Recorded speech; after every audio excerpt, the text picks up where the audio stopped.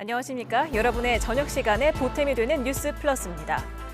한치 앞을 예측할 수 없는 미국 역사상 가장 치열한 접전이라는 평가 속에 제47대 대통령 선거에 막이 올랐습니다. 우리 시간으로 내일 오후 3시까지 25시간 동안 치러지는데요. 첫 여성이자 아시아계 대통령이냐 아니면 역대 최고령 대통령의 재집권이냐 미국 유권자 선택에 세계 이목이 쏠리고 있습니다. 오늘 뉴스 플러스에서는 미 대선 상황 집중적으로 살펴보겠습니다. 먼저 오늘의 주요 뉴스부터 정리해드립니다. 미 대선 투표가 우리 시각 오후 2시부터 시작됐습니다. 초박빙 판세 속에 개표가 접전을 이어갈 경우 당선자 윤곽이 이번 주를 넘겨 드러날 전망입니다. 윤석열 대통령이 모레 대국민 담화에 이어 기자회견을 엽니다. 모든 국정 현안에 대해 추가 질문까지 모두 답하는 이른바 끝장회견 형식이 될 것으로 전해졌습니다. 공천 개입 의혹의 핵심 인물 명태균 씨가 오는 8일 피의자 신분으로 검찰 조사를 받습니다. 검찰은 수사팀에 검사 4명을 충원해 특별수사팀급으로 규모를 키웠습니다. 정부가 서울과 인근 수도권 4곳에 5만 가구 규모의 신규 택지 후보지를 발표했습니다. 2031년 첫 입주를 목표로 잡았는데 대부분 구역이 개발 제한 구역을 해제해 마련됐습니다. 문화체육관광부가 대한축구협회에 정몽규 회장 등에 대한 중징계를 요구했습니다. 감독 선임 절차도 다시 밟으라고 통보했는데 판단은 축구협회에 맡겼습니다.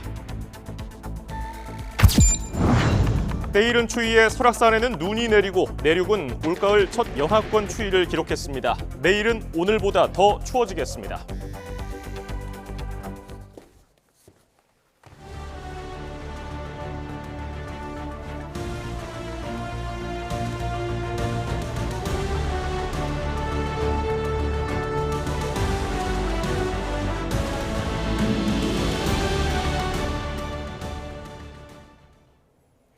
제47대 미국 대통령을 선출하는 대선 투표가 우리 시간으로 오늘 오후 시작됐습니다. 혹시 모를 불상사에 대비해 투표소 곳곳의 경비가 더욱 삼엄해지고 있습니다. 카멀라 해리스 부통령과 도널드 트럼프 전 대통령 두 후보는 승패를 좌우할 경합주에서 막판까지 초접전을 펼치고 있습니다. 취재기자 연결합니다. 조수현 기자, 투표 상황부터 전해주시죠. 네, 미국 대선 투표는 미 동부 시각 5일 0시, 우리 시각 오늘 오후 2시에 막을 올렸습니다. 광선이 있던 시절 투표를 마친 뒤 이른 새벽 일터로 가던 전통에 따른 겁니다. 유권자 6명이 투표한 결과 해리스 부통령과 트럼프 전 대통령에게 각각 3명이 투표해 동률로 나타났습니다. 나머지 지역은 동부 시각 새벽 5시, 우리 시간으로는 오늘 저녁 7시 버몬트를 시작으로 텍사스를 비롯한 중부를 거쳐 캘리포니아 등 서부 지역 그리고 하와이와 알래스카까지 진행됩니다. 투표 시간은 12시간에서 15시간으로 주별로 조금씩 다르고요. 또 지역 간의 시차가 있어서 마감도 동부 지역부터 순차적으로 이루어집니다. 우리 시각 내일 오전 8시 인디애나와 켄터키주부터 투표가 마감돼 알래스카 서부, 서쪽, 섬 지역 투표까지 마무리되면 오후 3시에 이릅니다. 네, 만일의 사태에 대비해서 각 지역마다 경호에 신경을 쓰고 있다고요? 네, 그렇습니다. 먼저 그 어느 곳보다 워싱턴의 보안이 강화됐습니다. 백악관 앞에는 검은색의 대형 철제 펜스를 설치했고요. 또 국회의사당과 연방 대법원 앞에도 삼엄한 경계가 펼쳐지고 있습니다.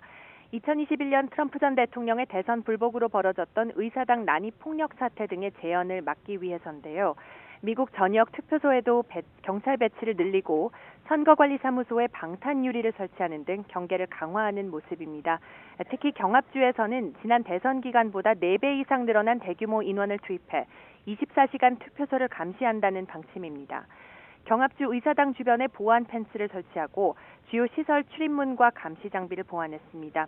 또 일부 지역에서는 투표소의 현장 관리 책임자들에게 신분증 끈에 달 수 있는 비상벨도 지급했습니다. 우편물을 통한 화학물질 공격에 대비해서 방탄 방호복과 해독제는 물론이고요. 또 방탄 조끼를 준비한 곳도 있는 것으로 전해졌습니다. 예, 두 후보의 지지율이 엎치락뒤치락하는 상황이었는데요. 가장 최근에 나온 여론조사 결과들은 어떻습니까?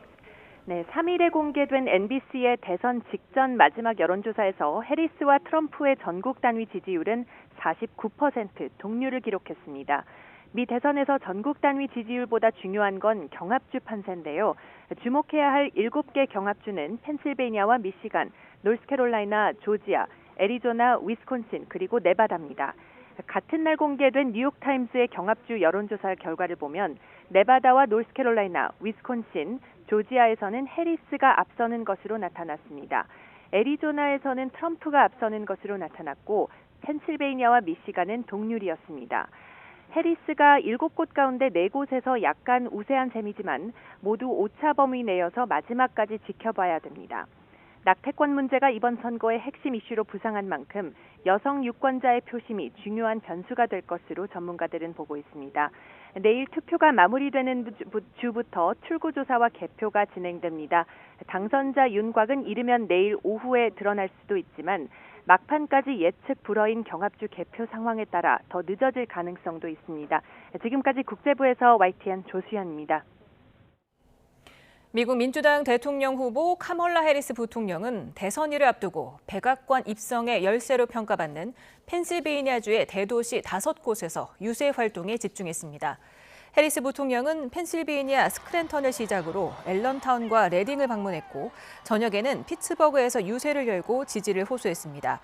해리스 부통령은 유세에서 다음 미국 대통령으로서 리더십을 제공할 준비가 됐다며 펜실베이니아의 모든 사람이 투표하게 해야 한다고 강조했습니다. 미국 공화당 대통령 후보 도널드 트럼프 전 대통령은 최대 승부처인 펜실베이니아와 노스캐롤라이나, 미시건주에서 마지막 총력전을 펼쳤습니다. 트럼프는 펜실베이니아 리딩 유세에서 미식 축구에 빗대 득점까지 1야드 지점에 있다며 내일 카멀라 당신 해고야라고 말하고 미국을 구해야 한다고 강조했습니다. 이어서 미시간주 그랜드 래피즈로 넘어가 이번 대선 유세의 대미를 장식했는데 이곳은 트럼프 전 대통령이 2016년과 2020년 대선 때도 마지막 유세를 펼친 곳입니다. 미국 대선이 마지막까지 예측 불가능한 치열한 접전으로 나타나면서 다양한 변수들이 주목받았습니다. 특히 앞선 대선에서 변수로 작용했던 샤이 트럼프에 맞서서 백인 여성 중심으로 히든 해리스 표가 얼마나 힘을 발휘할지 관심입니다. 김지영 기자입니다. 주 경합주에서 방영된 30초 분량의 TV 광고. 남편 몰래 해리스를 찍자는 이 영상에 배우 줄리아 로버츠가 목소리로 출연하며 여성 표심을 공략했습니다. Did you make the right choice? Sure did, honey. Remember, what happens in the booth stays in the booth. 이외에도 화장실 등의 여성의 독립적 투표를 강조하는 손글씨 메모까지. 민주당은 전통적으로 트럼프 지지율이 높았던 백인 여성을 중심으로 이른바 히든 해리스 잡기에 주력해왔습니다. Regardless of the political views of your partner, you get to choose. You get to use your judgment and cast your vote for yourself and the women in your life. 이에 대해 트럼프 진영은 가족의 몰락을 상징한다며 반발했습니다. 라틴계와 젊은 흑인 남성의 표가 트럼프에게 얼마나 쏠릴지도 관심입니다. 다만 이른바 샤이 트럼프 변수가 지난 2016년 대선 때만큼 이번 대선에서도 위력을 발휘할지는 미지수입니다. 이미 한번 현직 대통령을 경험한 후보이기 때문에 더 이상 내가 트럼프 지지라는 것을 여론조사라든지 공공장소에서 숨기질 않는다. 샤이 트럼프는 이미 다 여론조사에 반영되었다. 누구도 승리를 장담할 수 없는 역대급 초접전 양상 속에 숨어있는 지지자를 놓치지 않으려는 양측의 노력이 어떤 결과로 나타날지 주목됩니다. YTN 김지영입니다. 지난주 바이든 대통령의 말실수가 미 대선 막판 판세를 뒤흔든 가운데 과연 선거 결과에 얼마나 영향을 미칠지도 관심입니다. 해리스 부통령은 말실수에 거리를 두면서도 정책 계승을 강조하고 있고 트럼프는 심판론을 내세우면서도 핵심 정책에 대해서는 수위를 조절하고 있습니다. 뉴욕에서 이승윤 특파원입니다. 지난주 조 바이든 미국 대통령의 말실수는 미 대선 막판 판도에 새로운 변수로 등장했습니다. The only garbage I see floating out there is his supporters. His demonization of Latinos is unconscionable, and it's un-American. 트럼프 측의 푸에르토리코는 쓰레기 섬 실언으로 기세를 올리던 분위기에 찬물을 끼얹은 셈이 되자 해리스 부통령은 즉각 바이든 대통령과 거리 두기에 나섰습니다. First of all, he clarified his comments, but let me be clear, I strongly disagree with any criticism of people based on who they vote. 그러나 경합주들을 돌며 지지가 꼭 필요한 흑인 등 유권자들에게 바이든의 정책 계승을 강조하고 있습니다. So finding that distance, but also appealing to the voters he appeals to. His 2020 coalition had strong suburban voters, strong support from black voters as well. 이때를 놓칠세라 트럼프는 쓰레기 수거차를 몰고 환경미화원 조끼를 입은 채 바이든 비판에 열을 올렸습니다. They treat our whole country like garbage with open borders, with all of the horrible things they've done to hurt our country, inflation that should have never happened. 트럼프는 전기차에 보조금을 지급하는 바이든 행정부의 IRA, 즉 인플레이션 감축법을 폐지하겠다고 공언했지만 공화당 하원의원 18명과 의장이 IRA 폐지에 반대하자 역풍을 우려해 전기차는 대단하다며 한 발 물러선 입장. 인기가 높진 않지만 막판 변수로 떠오른 바이든 대통령이 과연 미 대선 결과에 얼마나 영향을 미칠지 관심입니다. 뉴욕에서 YTN 이승윤입니다. 북한이 신형 대륙간 탄도미사일 ICBM을 발사한 지 닷새 만에 동해상으로 단거리 탄도미사일 여러 발을 또 발사했습니다. 미국 대선 투표 개시 직전에 도발을 감행하면서 존재감을 극대화해 차기 미 대통령을 압박하려는 의도로 보입니다. 이종원 기자입니다. 합동참모본부는 북한이 아침 7시 반쯤 동해상으로 단거리 탄도미사일 여러 발을 발사했다고 밝혔습니다. 황해북도 사리원 일대에서 발사돼 400km가량을 날아간 것으로 파악됐습니다. 600mm급 초대형 방사포로 추정되는데 일본 방위성은 최소 7발이 발사됐고 최고 고도는 100km를 기록했다고 관측했습니다. 세부 재원은 종합적으로 분석하고 있고 그 평가도 병행하고 있습니다. 설명할 기회가 있다면 따로 말씀을 드리겠습니다. 북한의 미사일 도발은 지난달 31일 신형 대륙간 탄도미사일인 ICBM 화성 19형을 동해상으로 고각 발사한 지 닷새 만입니다. 특히 미국 대선 본투표 개시를 6시간여 남겨두고 도발을 감행하면서 존재감을 극대화해 차기 미 대통령을 압박하려는 의도로 분석됩니다. 또 이틀 전 실시된 한미일 연합 공중훈련에 대한 반발로도 해석됩니다. 한미일은 지난 3일 북한의 ICBM 도발에 대응해 죽음의 백조로 불리는 미 전략폭격기 B-1B가 참여한 가운데 올해 두 번째 공중훈련을 벌였습니다. 북한 김여정 노동당 부부장은 미사일 도발 직전 발표한 담화에서 한미일 연합훈련을 냉비난하며 핵무력 강화 노선의 정당성과 절박성을 입증해준다고 주장하기도 했습니다. 대선 이후의 협상에 대해서 지금 염두에 두고 있는 것 같다. 그리고 미국에서 최근에 이제 북핵 현실론, 북핵을 인정하고 핵 동결로 가는 핵군 총론 얘기들이 나오고 있거든요. 그는 북한의 탄도미사일 발사는 명백한 안보리 결의 위반으로 모든 위협 행위는 즉각 중단돼야 한다며 모든 결과에 대한 책임은 북한에 있음을 다시 한번 경고한다고 밝혔습니다. YTN 이종원입니다. 윤석열 대통령이 오는 7일 열기로 한 기자회견은 주제나 시간 제한을 두지 않는 끝장회견 형태로 진행될 것으로 예상이 됩니다. 까다로운 현안 질문도 피하지 않고 모두 답하겠다는 입장인데요. 대통령실은 정치적 논란을 해소하고 집권 후반기 국정 동력을 얻는 계기가 되기를 기대하고 있습니다. 강민경 기자의 보도입니다. 윤석열 대통령은 임기 반환점을 3일 앞두고 진행될 이번 기자회견에서 질문 개수나 시간의 제한을 두지 않을 방침입니다. 앞선 3번의 기자회견과 달리 정치, 경제, 사회 등 영역도 나누지 않고 주제도 김건희 여사를 둘러싼 각종 논란에서 명태균 씨 관련 의혹까지 제한을 두지 않기로 했습니다. 질문에 대한 답변도 회피하지 않고 끝까지 궁금한 내용을 물어볼 수 있도록 하겠다는 게 대통령실의 계획입니다. 대통령실 고위 관계자는 YTN과의 통화에서 윤 대통령이 회견에서 진솔하고도 변화한 모습을 보여줄 걸로 기대한다고 말했습니다. 윤 대통령이 홍보하고 싶은 부분보다는 국민이 듣고 싶어하는 이야기를 전하는 데 집중하겠다는 의도로 해석됩니다. 이번 회견은 용산 참모진과 국민의힘 추경호 원내대표의 조언에 따라 애초 계획했던 시점보다 앞당겨진 걸로 알려졌습니다. 해외 순방 일정을 마치고 이번 달 말쯤 하려던 회견을 2주 이상 서둘러 하게 될 만큼 남은 기간 동안 대국민 담화의 내용에 대한 논의가 심도 있게 이루어질 전망입니다. 김 여사 논란에 대한 대국민 사과 수위와 인적 쇄신 등에 대한 입장이 핵심 포인트가 되겠지만 김 여사가 회견장에 나타날 가능성은 없을 거란 관측입니다. 이번 회견이 집권 후반기 국정 운영을 좌우할 최대 분수령이 될 거란 분석이 나오는 가운데 윤 대통령은 전국 새마을 지도자 대회에 참석해 4대 개혁을 포기하지 않겠다는 의지를 거듭 피력했습니다. 저와 정부는 이러한 저항을 맞서며 절대 포기하지 않고 국가의 미래를 위해 우리의 미래 세대를 위해 반드시 완수해내겠습니다.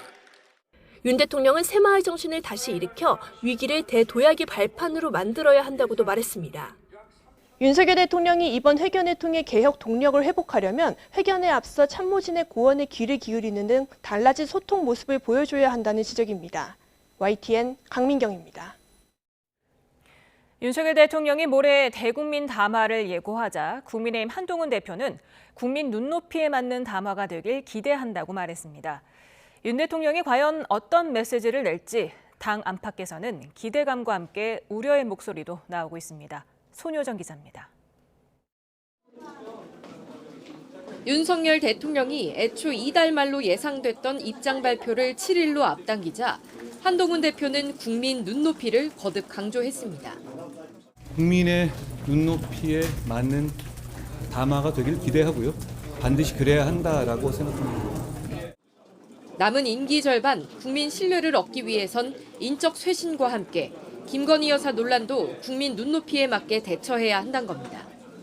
대통령 담화 소식이 전해진 직후 한 대표 측은 한 대표의 그간 작심 발언과 더불어 여러 통로로 전해진 쇄신 요구가 대통령실 기류를 변화시켰다고 평가했습니다. 다만 추경호 원내대표가 용산을 찾은 사실을 공개하며 국민과의 소통 기회를 일찍 가져달라는 당내 여론을 대통령에 전했다고 밝혔는데 대통령실에 다녀왔습니다. 말씀을 전했고 당초에 11월 말경 이야기가 나와서 그보다는 훨씬 이런 시점이면 좋겠고 그동안 대통령과 불편한 관계를 이어왔던 한 대표를 겨냥한 발언이란 해석이 나왔습니다.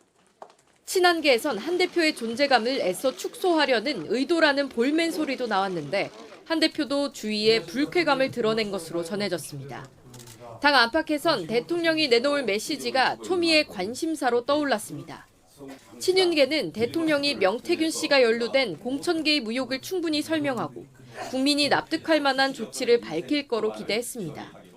결단이 내려지면은 거침없이나 절해하시는 스타일이시니까 국민들께 납득하시고 또 국민들께서 충분히 이해하실 만한 조치가 있으시리라 생각합니다.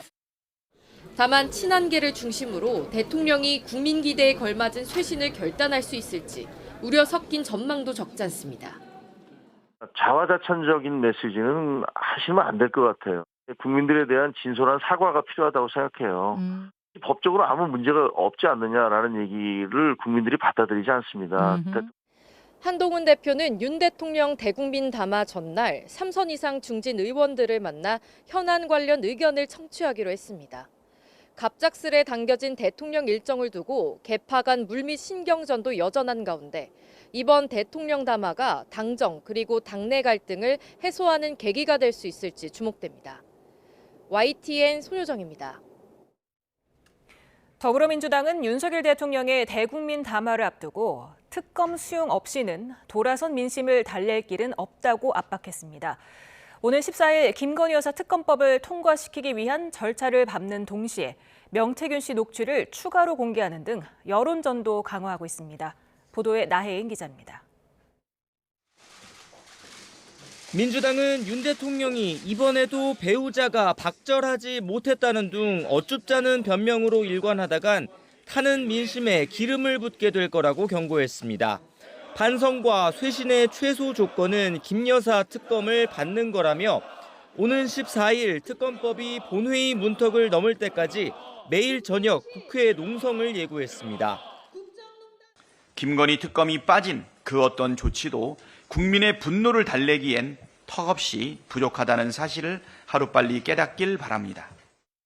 명태균 씨의 추가 녹취도 공개했습니다. 명 씨가 지난 대선 당시 윤 대통령 측 인사를 통해 국민의힘 윤상현 의원의 선거 캠프 합류를 부탁했다고 과시하는 내용인데 김영선 전 의원 공천과 명 씨가 무관하다던 윤 의원의 주장을 반박하려는 의도로 해석됩니다. 윤상현이 제일 친한 함성대기한테 내가 시켰지. 함성대기 내보고는 미륵보살이라고 하니까. 국회 법제사법위원회 법안심사 소위에선 여당의 강한 반발에도 공천 개입 의혹 등 13가지 사건을 망라한 세 번째 김여사 특검법을 의결했고 그러니까 언론에서 의혹 보도된 내용, 기본적 사실관계는 아예 확인도 안 된 내용, 이런 것들로 가득 차 있습니다. 대통령의 육성이 다 나오면서 저희들이 김건희 특검법에 이 부분을 추가하지 않을 수가 없었습니다. 장외에선 1,000만 명 범국민 서명운동에 더해 시민사회단체와 연대한 정권 규탄 집회를 오는 9일 한 번 더 열기로 했습니다. 야권에선 대통령 탄핵이나 임기 단축 개헌을 추진하자는 의원 모임도 꾸려졌지만 민주당 지도부는 특검을 관철하는 게 우선이라며 거리를 두고 있습니다. 다만 향후 대응 방향은 윤 대통령의 대국민 담화 내용에 따라 달라질 수 있다는 전망도 나옵니다. YTN 나인입니다. 검찰이 공천 개입 의혹 사건과 관련해 사실상 특별수사팀을 꾸렸습니다. 창원지검에 차장검사와 부장검사 등 검사 4명을 보강하고 여론조사 조작 의혹 등 제기된 의혹 모두를 들여다본다는 계획입니다. 취재기자 연결합니다. 김철희 기자, 명태균 씨 관련 의혹을 한 곳에서 통합 수사할 전망이라고요? 네, 그간 창원지검은 김영선 전 의원과 명태균 씨 사이 수상한 돈 거래에 집중해 수사를 이어왔습니다. 특히 김 전 의원이 2022년 재보궐선거에서 당선된 직후 9천여만 원을 명 씨에게 건넨 이유 등을 살핀 걸로 알려졌습니다. 하지만 명 씨가 지난 대선을 앞두고 3억 7,500만 원 상당의 윤석열 대통령 관련 여론조사를 실시하고 그 대가로 김영선 전 국회의원 공천을 약속받았다는 의혹이 제기된 데 이어 윤석열 대통령이 당성인 시절 명 씨와 통화했던 녹음 파일이 공개되며 수사 확대가 필요하다는 목소리가 커져왔습니다. 관련 고발이 서울중앙지검에도 따로 접수돼 검찰이 법리 검토에 나서기도 했는데 창원지검에서 통합해 의혹을 수사하는 방향을 검토하는 겁니다. 이를 위해 대검찰청이 차장검사 1명과 부장검사 1명을 포함해 검사 4명을 더 파견하기로 했습니다. 지난달 수사팀에 검사 2명을 파견한 데 이어 한 달 만에 추가 보강이 이루어진 건데 대검찰청 관계자는 수사팀이 충원된 만큼 여론조사 조작 의혹 등 제기된 의혹 전반을 모두 창원에서 들여다볼 계획이라고 설명했습니다. 이번에 파견이 결정된 검사들은 이지영 부산지검 2차장 검사와 인훈 울산지검 형사 5부장 검사, 서울 동부지검과 부산지검 서부지청 소속 현검사 2명입니다.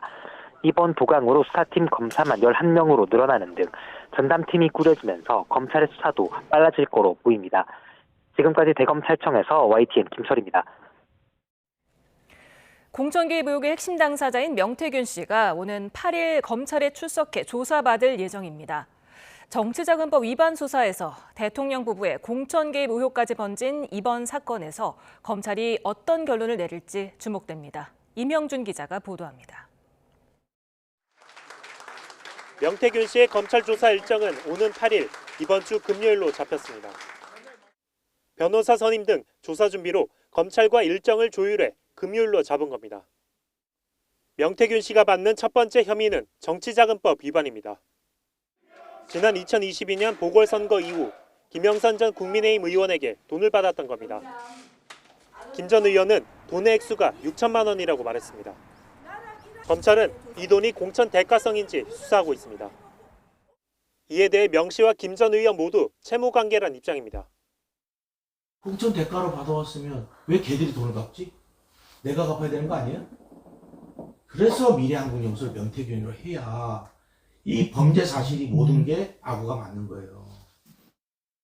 강혜경 씨는 이제 어쨌든 그 9천만 원을 가져가서 4명한테 나눠주고 제가 평소에 현금으로 받은 건 현금으로 갚고 통장으로 받은 건 통장으로 갚으라고 해서 그게 이제 정인과 정그가 있어요. 검찰이 들여다보고 있는 또 다른 쟁점은 윤석열 대통령 부부의 공천 개입 의혹입니다. 강혜경 씨는 명 씨가 지난 대선에서 후보했던 윤 대통령을 위해 81차례 여론조사를 해주고 그 대가로 김 전 의원의 공천을 받았다고 폭로했습니다. 특히 이 과정에 김건희 여사가 개입했다는 의혹을 제기한 겁니다. 그러면은 그 3억 7천만 원 대신에 김영선의 공천을 받아왔다 이 말인가요? 네, 맞습니다. 김영선 공천을 누가 준 겁니까? 김건희 여사가 줬고 여기에 더불어민주당이 윤 대통령이 김 전 의원의 공천에 개입한 증거라며 공개한 통화 녹음 파일로 파장이 더 커졌습니다.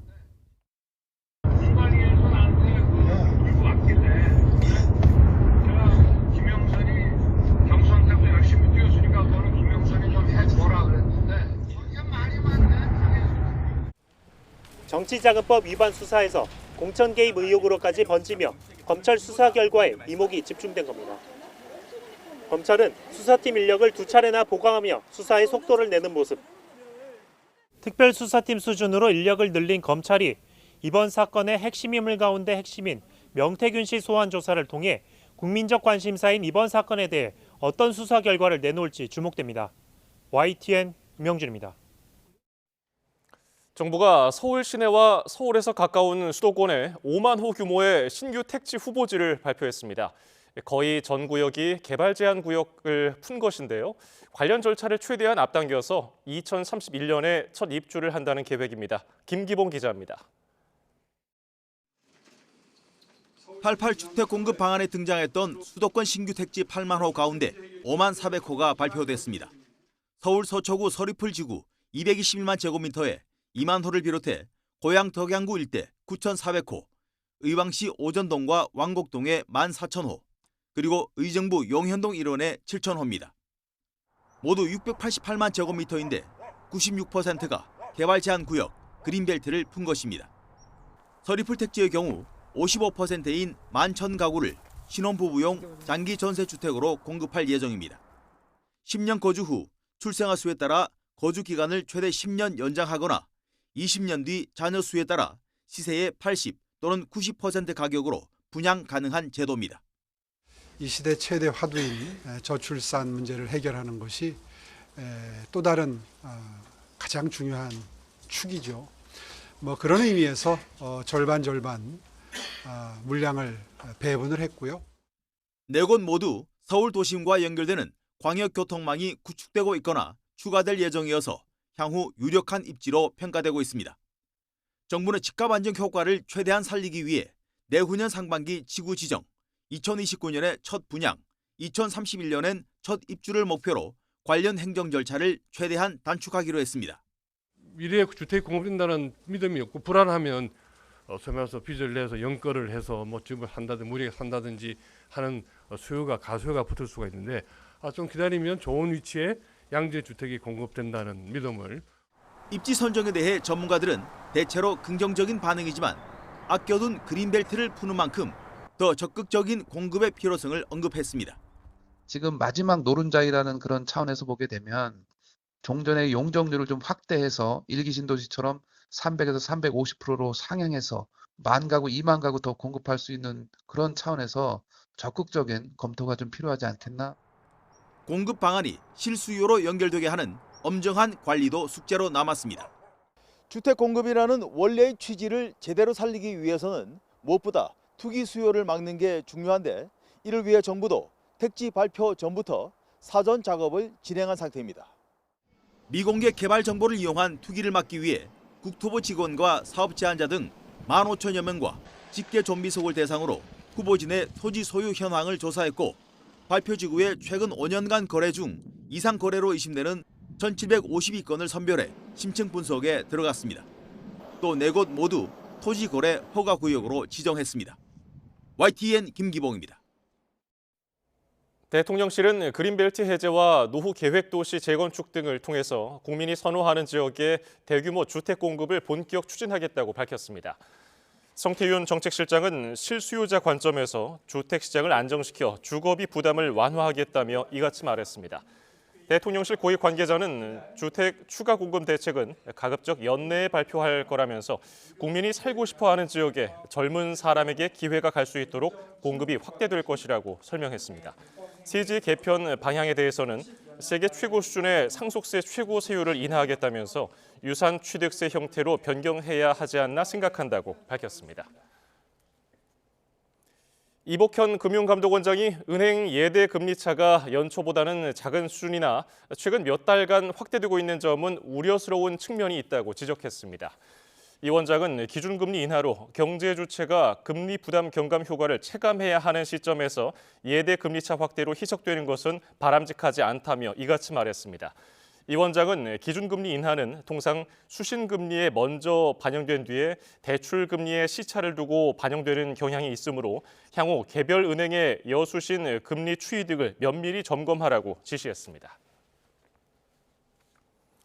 부담 없이 먹을 수 있었던 방울토마토 가격이 연일 강세입니다. 올 여름 고온과 집중호우로 당분간 평년보다 높은 가격이 유지될 것으로 보여서 소비자도 식품업체도 근심입니다. 황보혜경 기자입니다. 대형마트 채소 코너입니다. 완숙 토마토부터 대추 방울토마토까지 종류가 이처럼 다양한데 토마토를 마음 놓고 쇼핑카트에 담는 소비자들은 그리 많지 않습니다. 요새는 좀 어떻다고 보세요? 요새는 조금 올라가지고 자주 못 사고 이렇게 조금 드물드물하게 사요. 음식하는데 이게 좀 꼭 필요한 적이라 오늘은 그냥 구매를 했는데 평상시 같았으면 안 샀을 것 같아요. 방울토마토 소매 가격은 1kg에 16,000원대입니다. 1년 전보다 30%, 평년과 비교하면 무려 80% 넘게 올랐습니다. 대추 방울토마토 역시 평년보다 25% 높은 수준입니다. 9월 중순까지 계속된 폭염에 주산지인 충남 지역에 내린 집중호우로 착과율이 저조했던 것이 원인입니다. 일반 토마토 소매 가격은 1kg에 8,300원대로 평년보다 높지만 만 원을 넘어섰던 지난달보다는 값이 내렸습니다. 가격 부담에 식자재 납품업체 등이 토마토 수요를 줄였기 때문으로 분석됐습니다. 실제로 맥도날드나 서브웨이 등 일부 프랜차이즈 업체들은 토마토를 재료에서 빼거나 수량을 제한했습니다. 이번 달 하순부터는 영호남 지역에서 출하가 본격적으로 시작되며 토마토 가격이 지금보다 떨어질 것이란 관측이 나옵니다. 다만 작황이 부진한 탓에 평년보다 높은 가격은 한동안 이어질 전망입니다. 10월 일조량 부족으로 생육 회복이 지연되면서 11월에도 전년보다는 출하량이 적어서 가격은 전년보다 높게 유지될 것으로 보고 있습니다. 농림축산식품부는 토마토 작황 회복을 위해 영양제를 할인 공급하고 병해충 피해 예방에 나선다는 방침입니다. YTN 홍보혜경입니다.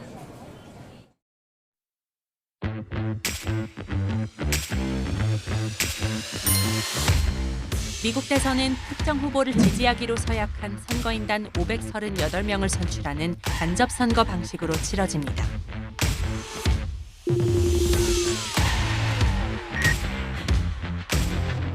(538명의) 선거인단 중 과반인 270명 이상을 차지하면 대통령에 당선되는데 승자 독식제로 운영됩니다.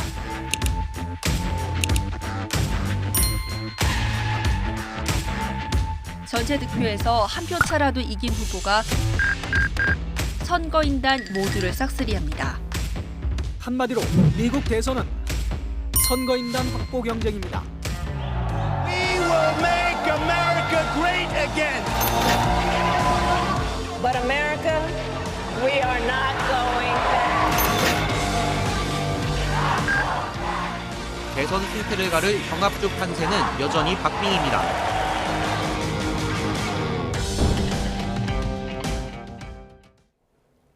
네, 미국 대통령 선거의 본 투표가 우리 시간으로 오늘 오후 2시에 시작됐습니다. 네, 유례없는 초박빙 판세가 이어지다 보니까 결과도 예측하기가 어려운 상황인데요. 이번 미국 대선의 흐름과 전망, 변수는 무엇인지 빈정훈 국립외교원 미주연구부 교수와 짚어보겠습니다. 어서 오세요. 네, 정말 한치 앞을 예상할 수 없을 정도로 미국 역사상 가장 치열한 접전이다, 이런 평가를 받고 있는데 혹시 교수님은 예상되는 후보가 있으십니까? 말씀해 주신 것처럼 초박빙이기 때문에 지금 상황에서는 어느 후보가 이겨도 이상하지 않는 그런 흐름이기 때문에 지켜보고 있는데요. 최근에 나온 7개 경합주 여론조사 결과를 보면 그 평균을 낸 그 결과를 봐도 엎치락뒤치락 하고 있고, 그렇지만 선거인단 270표를 누가 확보할 수 있느냐 이 부분을 따져봤을 때 7개 경합주 중에 해리스 후보가 러스트벨트, 위스콘신, 미시간, 펜실베니아, 그리고 선베트 중에 네바다에서는 박빙 우위에 있는 거 아닌가. 그리고 트럼프는 노스캐롤라이나, 조지아, 애리조나에서 박빙 우위에 있기 때문에 그 계산대로 따져보면 해리스 후보가 한 276표를 확보할 가능성이 더 있지 않은가. 그래서 승리할 가능성이 조금 더 높지 않는가 이렇게 생각을 하고 있습니다만 워낙 초박빙이기 때문에 쉽게 누가 이길 거다 이렇게 단언하기는 어려운 상황입니다. 예, 지금 최대 승부처는 역시 펜실베니아 아니겠습니까? 2020년 대선 때도 바이든의 대역전극이 펼쳐졌던 곳인데 이곳에 대해서 지금 상황 좀 설명해 주시죠. 펜실베니아는 여론조사 평균을 낸 그런 사이트를 봐도 2분이라고 나와요. 동률. 이거나 아니면은 트럼프 전 대통령이 막 0.23% 앞선 이런 모습을 보여주고 있고, 실제로 실시된 여론조사를 보면 트럼프가 한 2, 3%를 이긴 여론조사, 그다음에 동률이거나 해리스가 1, 2%를 이기는 여론조사, 이렇게 완전히 엎치락뒤치락 하고 있기 때문에 정말로 가장 알기 어려운 그런 주가 지금 펜실베니아인데요. 이 펜실베니아가 말씀드린 7개 경합주 중에서 총 합쳐서 93표의 선거인단이 7개의 경합주에 걸려 있는데 19표가 펜실베니아 선거인단이에요. 예. 그렇기 때문에 이 93개 중에 19개를 누가 이기느냐가 어떤 백악관 입장이 가장 중요하기 때문에 정말 두 후보가 공을 들이고 있는데, 이게 역대 최고로 미궁으로 빠져들면서 굉장히 승자를 예측하기 어려운 상황입니다. 네, 그렇다 보니까 어제 마지막까지도 펜실베니아에서 두 후보가 나란히 또 유세를 펼치지 않았습니까? 지금 조금 전에 지도상으로 보여드렸던 걸 보면은 뉴욕타임스 집계 주요 여론조사 평균 경합주 7곳 가운데 트럼프가 5곳에서 우세한데 펜실베니아에서 지금 48대 49로 아주 근소하게 앞서 있는 것으로 나타났습니다. 사실 좀 몇 시간 전만 해도 48 동률이었는데 지금 보니까 49로 트럼프가 조금 더 앞서 있더라고요. 그렇습니다. 이게 여론조사 결과마다 오차 범위 내에서 왔다 갔다 하기 때문에 큰 의미를 부여할 수는 없어요. 그렇기 때문에 지켜봐야 될 것 같고요. 얼마나 후보들이 어떤 지지층 동원에 성공하느냐. 펜실베니아에서 공화당은 공화당 지지층, 민주당은 민주당 지지층을 얼마나 결집해서 동원에 성공하느냐. 이 부분이 이제 그 미세한 차이를 가져올 수 있기 때문에 이 부분에 주목을 하고 있는 거고요. 말씀해 주신 것처럼 이번에는 트럼프가 1%포인트 차이로 해리스에 앞섰고, 그전 선거에서는 여론조사에는 또 해리스가 앞서는 그 결과가 나오잖아요. 예. 그렇기 때문에 그런 걸 보면 펜실베니아를 누가 가져가느냐, 이거에 따라서 이번 대선의 행방이 갈리는 건 분명히 보입니다. 그동안의 여론조사 결과도 예측하기가 어려울 정도의 수치가 나오고 있고요. 지금 사전투표도 변수가 될 것 같은데 어떻게 전망하세요? 그렇죠. 사전투표가 지금 8,200만 명 넘는 유권자가 사전투표로 표심을 결정했다고 알려주고 있기 때문에 예. 대략 한 1억 5천만 명 정도의 유권자가 실제 투표를 할 걸로 예상이 되고 있기 때문에 말씀해 주신 것처럼 절반 이상 유권자가 이미 투표를 한 거죠. 그렇기 때문에 이 사전투표에서 어느 당 지지층이 더 많이 나왔느냐, 요게 관건이 될 수 있는 거죠. 그러니까 전체 투표할 수 있는 유권자는 크게 변하지 않는다는 가정하에서 봤을 때 이미 절반 이상이 표를 던졌고, 이제 절반도 안 남은 분들이 투표날 나가서 투표를 하시는 거잖아요. 그러니까 이미 절반에 넘긴 사전투표자의 표심이 굉장히 중요한 역할을 하겠죠. 그런데 전통적으로 선거 결과를 보면 사전투표는 민주당, 진보정당이 유리하다는 연구 결과도 있고 실제 투표 결과도 그렇거든요. 그런데 이번에는 공화당도 사전투표를 독려했기 때문에 상당히 격차를 줄였다. 이러한 그 분석도 있기 때문에 얼마만큼 공화당이 어떤 사전투표에서 민주당과의 격차를 줄였느냐, 이것이 굉장히 중요할 겁니다. 왜냐하면 본투표 때는 공화당 지지층이 더 많이 나오는 게 어떤 통례거든요. 그렇기 때문에 그런 부분에서 얼마만큼 공화당이 사전투표에서 선전을 해서 본투표에서 만회할 수 있을 것이냐, 그리고 넘어갈 수 있을 것이냐, 이 부분이 결과를 가릴 거기 때문에 이 사전투표, 투표함을 열어서 어떤 결과가 나올지, 굉장히 추이가 주목되는 상황입니다. 네, 지금 현지 시간으로 0시, 우리 시간으로 오후 2시에 뉴햄셔주 산골마을인 딕스빌 노치에서 시작을 했고요. 내일 오후 3시까지 순차적으로 지역별로 이렇게 25시간 동안 투표가 진행이 됩니다.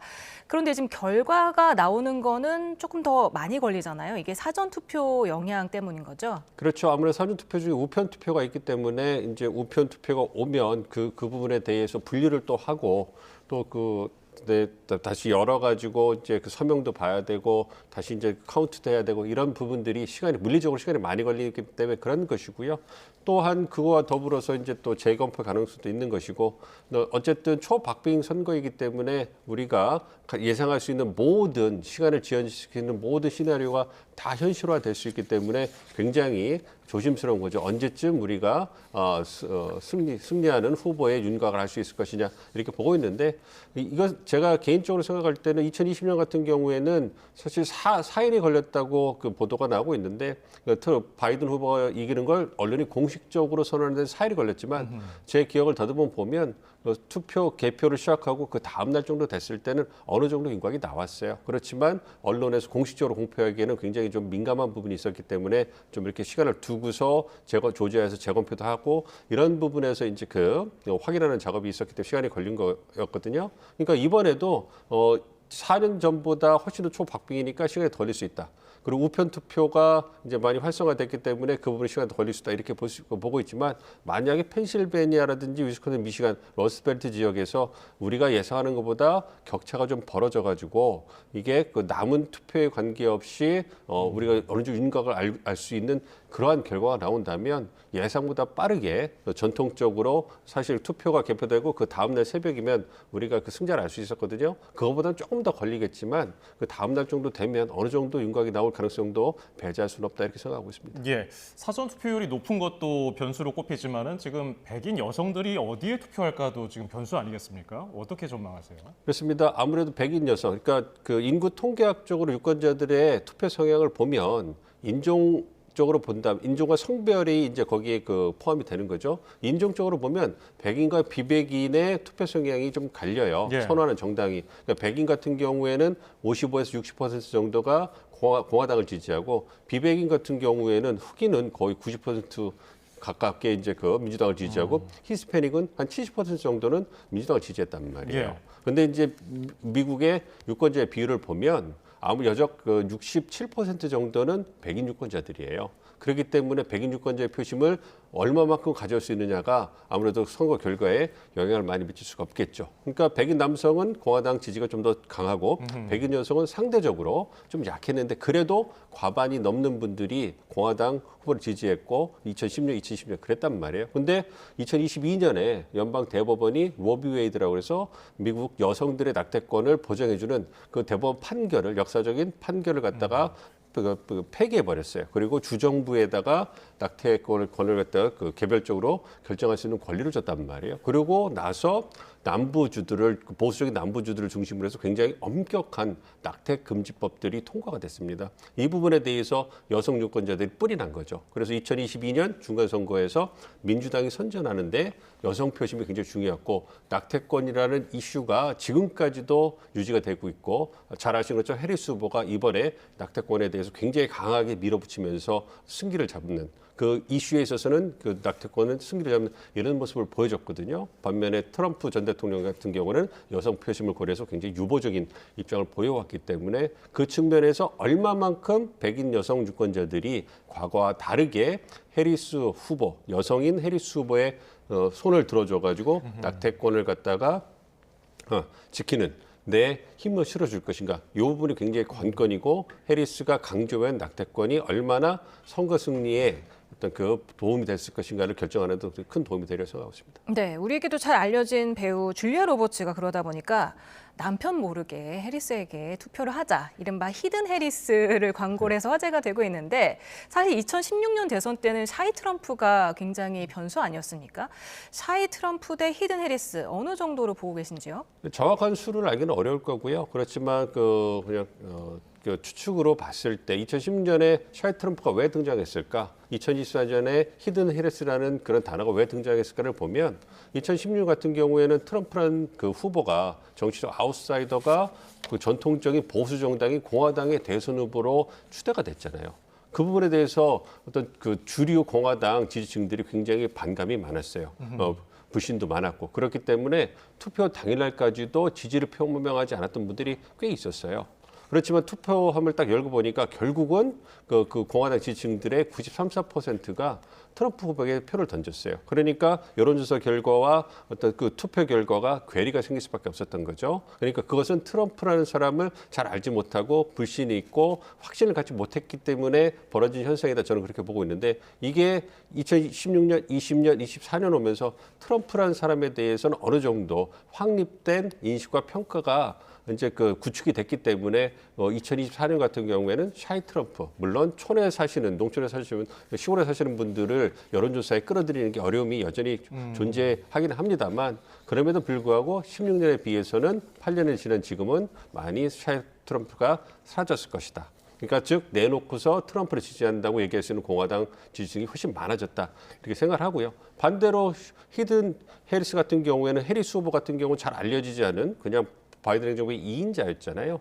그런데 갑자기 바이든 후보가 사퇴하면서 저는 정치적 천운이라고 얘기하는데 대통령 후보가 됐단 말이에요. 그러니까 민주당 지지 중에서 어쨌든 트럼프의 재집권을 막기 위해서 결집을 하고 있지만 그럼에도 불구하고 여전히 소수의 민주당 지지층은 좀 의구심을 갖고 있는 거예요. 확신을 갖지 못하는 거죠. 예. 그래서 그 부분 때문에 아무래도 선거 그 일이 다가올수록 트럼프 지지층들이 보다 더 빨리 결집을 마친 거고 지금 이제 선거 일을 앞두고 며칠 앞두고 일주일 전부터 그 분들이 다시 해리스 지지로 돌아가는 이런 모습을 보여주고 있기 때문에 아무래도 이번 선거에서는 샤이 트럼프보다는 히든 해리스 어떤 유권자 더 많을 것이고 그 부분이 투표 날에 얼마만큼 반영되느냐 이거에 따라서 어떤 표심이 갈릴 수도 있다. 그러니까 투표 결과가 갈릴 수 있다 이렇게 생각을 하고 있습니다. 예, 미국 유권자들이 이번 선거에 대해서 스트레스를 많이 받고 있다는 그런 보도가 있더라고요.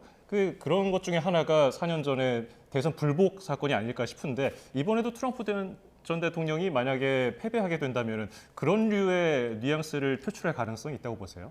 가능성이 높죠. 그러니까 선거 불복을 할 가능성은 그러니까 트럼프가 이기면 불복을 안 하겠죠. 그래서 공정하고 법적으로 아무 문제가 없는 아름다운 선거였다 이렇게 얘기를 하실 텐데요. 만약에 초박빙 판세가 그대로 투표 결과로 이어져 가지고 초박빙으로 패배를 한다면 그렇다면은 그거에 대해서 당연히 불복을 하겠죠. 그러면서 이제 승복을 해야지 사실은 미국 대선이 끝나는 그런 관례가 있었는데 그 관례가 2020년에 깨졌단 말이에요. 그런 관례가 깨지는 게 또 다른 사례가 될 수 있을 것이고 물론 2021년 1월 6일에 있었던 연방의 폭동 사태 같은 그러한 끔찍한 사태는 벌어질 가능성이 희박하다고 보고 있습니다만 완전히 배제할 수는 없을 것이고요. 대신에 아무래도 법적 소송이라든지 정치적인 혼란을 일으키는 그러한 정치적 행보는 이어질 거라고 보고 있기 때문에 말씀해 주신 것처럼 미국 유권자들이 2020년은 이어서 2024년 정도는 덜할지라도 정치적으로 혼란한 모습을 보면서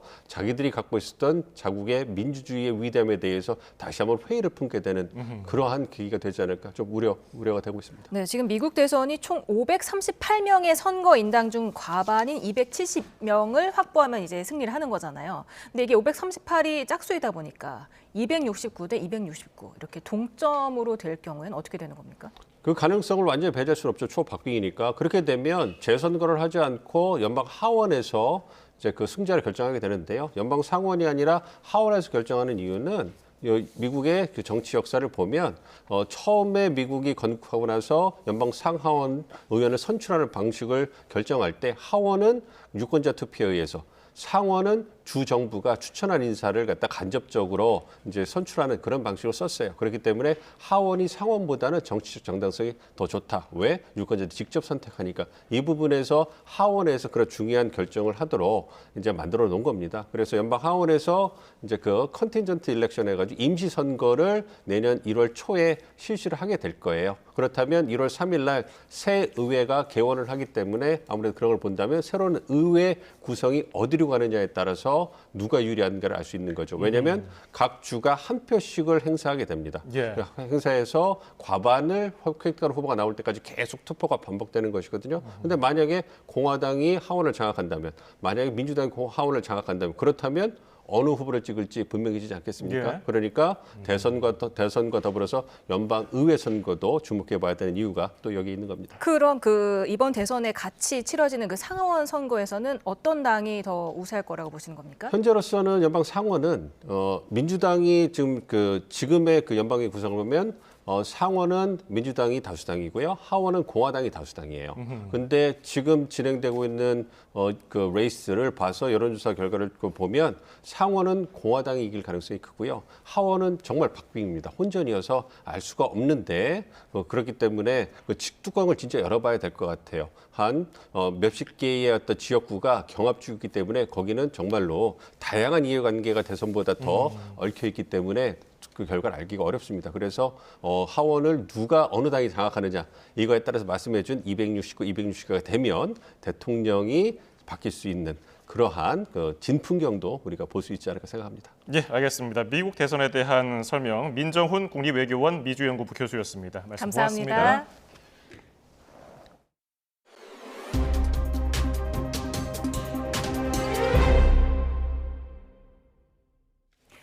지난 7월부터 축구협회 감사를 벌여온 문화체육관광부가 정몽규 회장에 대해 자격정지 이상의 중징계를 요구했습니다. 대표팀 감독 선임에서 축구 종합센터 건립 과정까지 독단적이고 불공정하게 운영했다는 게 이유인데 조치가 실제 이루어질지는 두고 봐야 합니다. 이대건 기자입니다.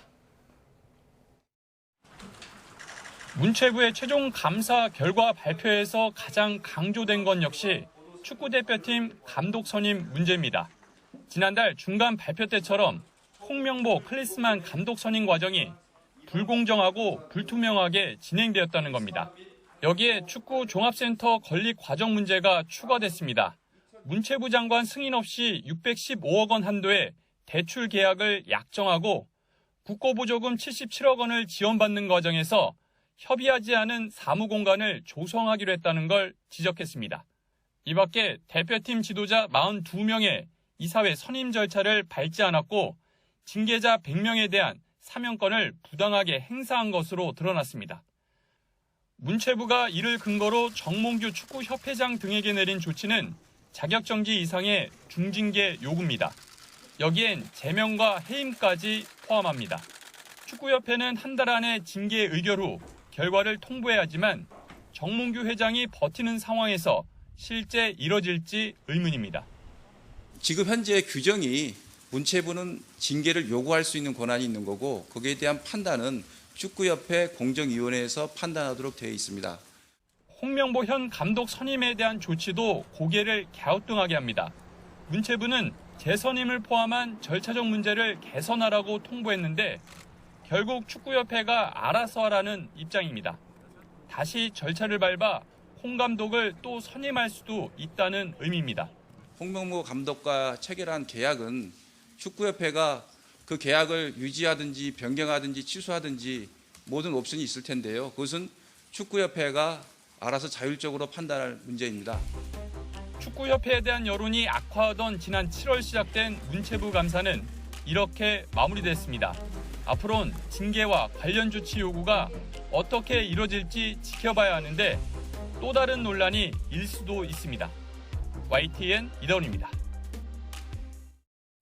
대한축구협회는 문체부 감사 결과에 대해 협회 내부적으로 검토할 부분이 있다고 밝히는 한편 보조금 환수나 제재 부과금에 대해서는 너무 과도하다며 재심의 요청을 검토하고 있다고 설명했습니다. 축구협회는 출입 기자단에 공지 문자를 보내 협회 입장은 내일 보도자료를 통해서 배포할 예정이라고 설명했습니다. 같은 부대 여성 군무원을 살해한 뒤 시신을 훼손하고 유기한 현역 군 장교가 구속됐습니다. 법원에 출석한 피의자는 취재진 질문에 아무런 답을 하지 않았고 피해자에게 사과의 뜻도 밝히지 않았습니다. 홍성욱 기자입니다. 모자와 마스크를 착용하고 차에서 내린 남성. 같은 부대 사무실 여성 군무원을 살해한 뒤 시신을 훼손하고 유기한 30대 후반 현역 군장교 양모 씨입니다. 구속 전 피의자 신문을 위해 법원에 출석한 양 씨는 고개를 푹 숙인 채 취재진 질문에 아무런 답을 하지 않았습니다. 하천에 왜 유기했습니까? 피해자한테 미안하지 않습니까? 법정 신문은 10분도 걸리지 않았고 양 씨는 다시 호송차에 오를 때도 피해자에 대한 사과의 뜻을 밝히지 않았습니다. 살인과 사체, 유기, 훼손 등의 혐의를 받는 양 씨. 법원은 증거인멸과 도주 우려 가능성이 있다고 판단해 구속영장을 발부했습니다. 영장심사에서 양 씨는 혐의를 모두 인정한 것으로 알려졌습니다. 사관학교를 나온 양 씨는 중령진급 예정인 현역 군장교로 경기 과천에서 근무하다 지난달 28일 서울 송파구에 있는 부대로 전근 발령을 받았습니다. 숨진 피해자 A 씨는 과천 같은 부대에 근무하던 임기제 군무원 33살 여성으로 지난달 30일 일부로 계약이 만료됐습니다. 전근과 계약 만료를 앞둔 이들은 지난달 25일 차 안에서 말다툼을 벌였고 격분한 양 씨가 A 씨를 목 졸라 살해한 것으로 확인됐습니다. 양 씨는 우발적 범행을 주장하는 것으로 알려졌습니다. 하지만 시신을 훼손하고 강에 유기한 뒤 떠오르지 않도록 돌덩이까지 넣는 치밀함을 보였고 의심을 피하려 피해자 휴대전화를 사용해 가족과 지인에게 메시지를 보내 범행을 은폐하기까지 했습니다. 이 피해자 가족과 지인에게 출근하지 않겠다, 안부를 묻는 메시지까지 보내면서 범행을 은폐 시도를 했는데 새로운 근무지에서 태연히 근무를 했다라고 하는 걸 보게 되면 대단히 계획적인 그런 범죄라고 볼 수 있습니다. 경찰은 공분을 일으킨 잔인한 범죄에 해당하는 만큼 양 씨에 대한 신상 공개 여부를 검토하고 있습니다. YTN 홍석입니다. 하루 사이 계절이 바뀐 듯 공기가 무척 차가워졌습니다. 오늘 밤 사이에는 기온이 더 크게 떨어지면서 대부분 지역에서 올가을 가장 추운 날씨를 보이겠는데요. 내일 서울 아침 기온이 3도로 오늘보다 3도에서 8도가량 낮아지며 더 추워지겠고 한낮에도 11도에 머물며 무척 쌀쌀하겠습니다. 또 대관령 영하 4도, 제천 영하 1도, 봉화 영하 1도까지 떨어지는 등 일부 내륙과 산간에서는 영하권 추위가 기승을 부리겠습니다. 출근길 옷차림 따뜻하게 해주시기 바랍니다. 내일도 하늘은 대체로 맑겠습니다. 다만 충청 이남을 중심으로 바람이 강하게 부는 가운데 충남과 호남 서해안에는 새벽 한때 약하게 비가 조금 오겠고 추위 속의 내륙에서는 서리가 내리거나 물이 어는 곳이 있겠습니다. 또 강원 산간에는 내린 비와 눈이 얼어 도로 살얼음이 만들어지는 곳도 있겠습니다. 절기 입동인 모레는 이번 추위가 절정을 보이면서 또다시 올가을 최저기온을 경신할 전망입니다. 날씨 정보였습니다.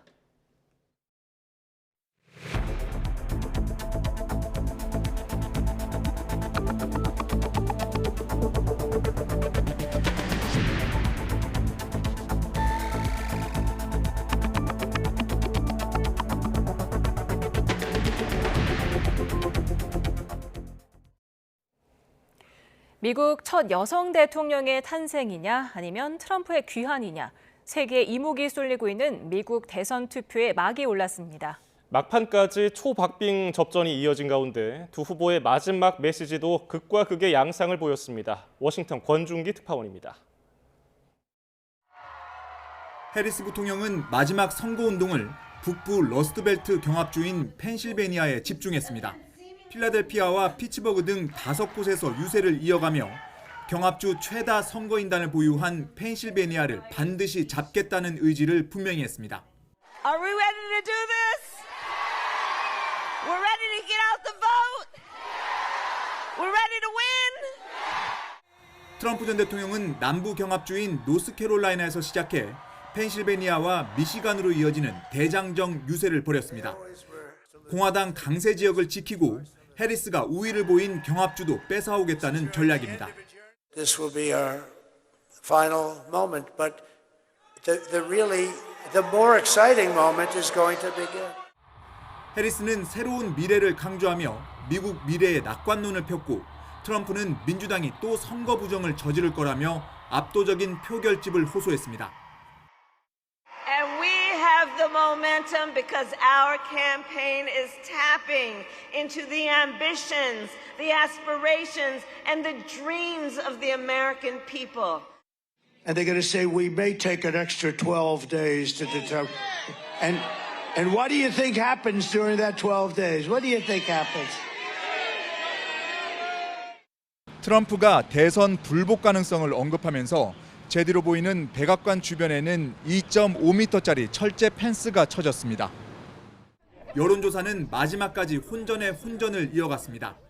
전날 해리스가 4승 2무 1패를 거둔 뉴욕타임스 여론조사에 이어 이번엔 트럼프가 정반대 결과를 얻은 조사 결과가 발표됐습니다. 전국 단위 여론조사 평균치에서는 해리스가 1%포인트가량 앞서지만 트럼프의 추격세를 감안하면 무의미한 격차라는 평가입니다. 대선 결과가 접전일수록 최종 승자 발표도 늦어질 가능성이 커져 길게는 일주일 이상 걸릴 수 있다는 관측도 나오고 있습니다.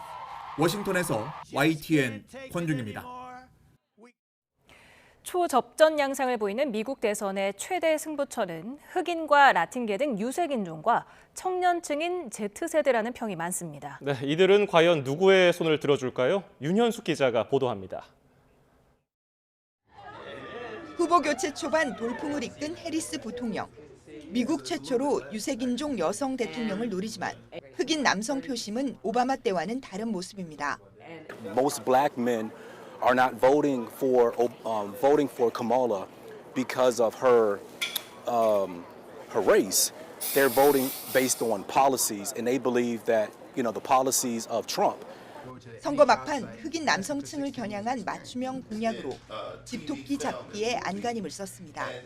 Student loan debt is an issue, and thinking about how we create incentives to actually recruit and retain more black men as teachers. 흔들리는 라틴계 표심도 변수입니다. 트럼프 전 대통령은 불법 이민 문제에 여전히 강경하지만 경제 문제를 부각시켜 민주당 지지층인 라틴계를 파고들었습니다. I just saw a poll that we're actually leading with Hispanics. That's never happened before. And I don't know, but it's going to be close. I mean, she's sleeping right now. 유세 막판 터진 푸에르토리코는 쓰레기 섬이라는 막말은 악재입니다. I'm of course both Democrat because the Republican Party just finished show the feelings against Puerto Ricans. They mistreat us. We are American citizens since we born. Enough is enough, 최대 승부처 펜실베이니아에 사는 푸에르토리코계 미국인만 40만 명이 넘어 충분히 판세를 흔들 수도 있습니다. 경합주인 조지아와 애리조나, 네바다의 아시안계, 미시간의 아랍계도 캐스팅 보트로 주목받고 있습니다. 4천만 명이 넘는 29세 이하 이른바 Z세대의 표심도 대선의 주요 승부처입니다. 지난 대선 민주당 지지가 60%를 넘었지만 이번엔 결집이 느슨해졌다는 평입니다. 낙태권 회복 기치 아래 젊은 여성의 해리스 지지세는 여전히 강하지만 트럼프는 보수적 색채가 짙어지는 저소득층 젊은 남성을 집중 공략했습니다. 인종, 젠더, 세대의 복합 변수가 미국 대선의 초박빙 판세를 이끌고 있습니다. YTN 윤현숙입니다. 미국 대통령을 뽑는 투표가 시작됐지만 초박빙 안개 속 예측 속에 그 어느 쪽도 승리를 장담하지 못하고 있습니다. 2020년처럼 대선 이후에도 소송전은 물론 폭력 사태도 배제할 수 없어 긴장감이 높아지고 있습니다. 정유신 기자입니다. 지난 2021년 1월 트럼프 전 대통령 지지자 수천 명이 미 국회의사당으로 몰려들었습니다. 트럼프의 대선 결과 불복 선동 연설에 자극받은 지지자들이 의회에 난입하면서 당시 바이든 대통령 당선 인증 절차가 한때 중단되기도 했습니다. We fight like hell, and if you don't fight like hell, you're not going to have a country anymore. 이번 대선도 막판까지 초박빙 전망이 엇갈리면서 선거 이후 적지 않은 혼란이 예상됩니다. 트럼프는 이번 대선에서 승리를 공언하면서도 불복 가능성을 노골하고 있습니다. 최대 격전지인 펜실베이니아주 사전투표에서 가짜 유권자가 발견됐다고 SNS를 통해 주장하는 등 이번 대선 관련 소송이 벌써 90여 건에 달한다고 현지 언론들은 전했습니다. Well, if Trump is defeated, he will not accept the result, and will do everything he can to try to prevent that count on, I think it's January 5th. The difference between 2024 and 2020 is that he's not president. 이에 대해 민주당 해리스 부통령 측도 전 백악관 법률고문 등 유력 인사를 영입하는 등 트럼프 전 대통령의 대선 불복에 대비하고 있습니다. 해리스는 미국인들이 미 의회 폭동 사태를 잊어서는 안 된다며 트럼프 측의 부정선거 의혹은 근거가 없다고 맞서고 있습니다. This is not 2016 or 2020. We can all see that Donald Trump is even more unstable. And now he wants unchecked power. 대선 이후 폭력 사태에 대한 우려도 적지 않습니다. 지난달 25일 공개된 입소스 여론조사에선 응답자 62%가 이번 대선 이후 폭력 사태 발생을 우려했습니다. 또 응답자 8%는 폭력이 뒤따르더라도 모든 수단을 동원해 자신이 지지하는 후보의 당선을 원한다고 답하기도 했습니다. And these are the kinds of actions that have historically in other situations really undermined democracy, and that means undermining the economic basis of shared prosperity. 이에 따라 당국은 백악관 주변에 경찰 3천여 명을 투입해 대형 철제 펜스를 설치하고 일부 공원 통제에 나섰습니다. 또 워싱턴주와 네바다주 등 일부 주에서도 폭력 소요 사태에 대비해 주 방위군에 비상 대기령을 내렸습니다. YTN 정신입니다. 미국 대선 본투표를 앞두고 뉴욕 증시가 일제히 하락했습니다. 다우존스 지수는 0.61% 내린 41,794.6에 장을 마쳤습니다. 또 S&P 500 지수는 0.28%, 나스닥 지수는 0.33% 떨어졌습니다. 시장 전문가들은 대선과 상하원 선거 결과를 예측하기 어려운 상황에서 투자자들이 신중을 기하고 있다고 평가했습니다. 윤석열 대통령이 모레 열기로 한 기자회견은 주제나 시간 제한을 두지 않는 끝장회견 형태로 진행될 걸로 예상됩니다. 까다로운 현안 질문도 피하지 않고 모두 답하겠다는 입장인데요. 대통령실은 정치적 논란을 해소하고 집권 후반기 국정 동력을 얻는 계기가 되기를 기대하고 있습니다. 강민경 기자의 보도입니다. 윤석열 대통령은 임기 반환점을 3일 앞두고 진행될 이번 기자회견에서 질문 개수나 시간의 제한을 두지 않을 방침입니다. 앞선 3번의 기자회견과 달리 정치, 경제, 사회 등 영역도 나누지 않고 주제도 김건희 여사를 둘러싼 각종 논란에서 명태균 씨 관련 의혹까지 제한을 두지 않기로 했습니다. 질문에 대한 답변도 회피하지 않고 끝까지 궁금한 내용을 물어볼 수 있도록 하겠다는 게 대통령실의 계획입니다. 대통령실 고위 관계자는 YTN과의 통화에서 윤 대통령이 회견에서 진솔하고도 변화한 모습을 보여줄 걸로 기대한다고 말했습니다.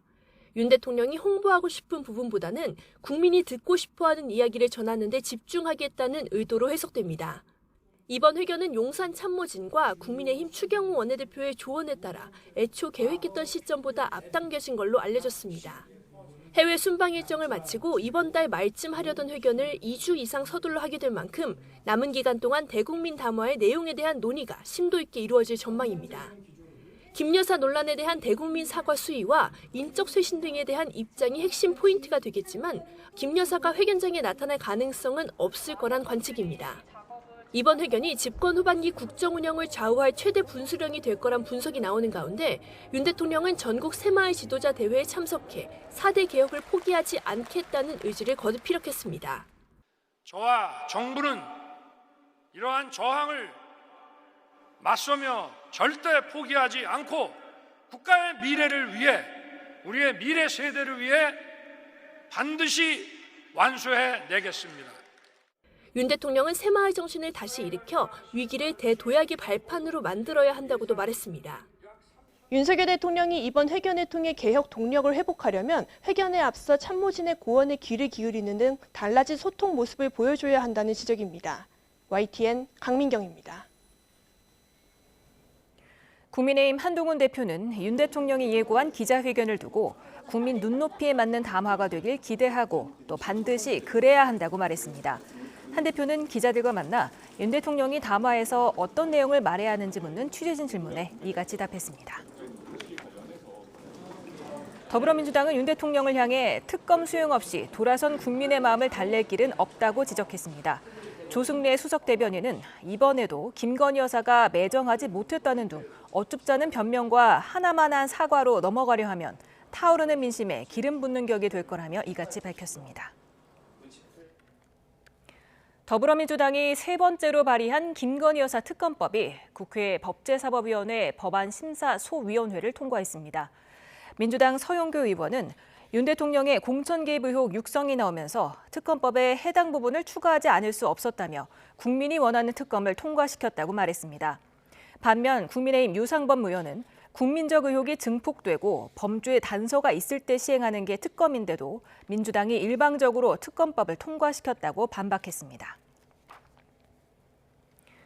검찰이 명태균 씨의 공천 개입 의혹 사건과 관련해 전담 수사팀을 꾸렸습니다.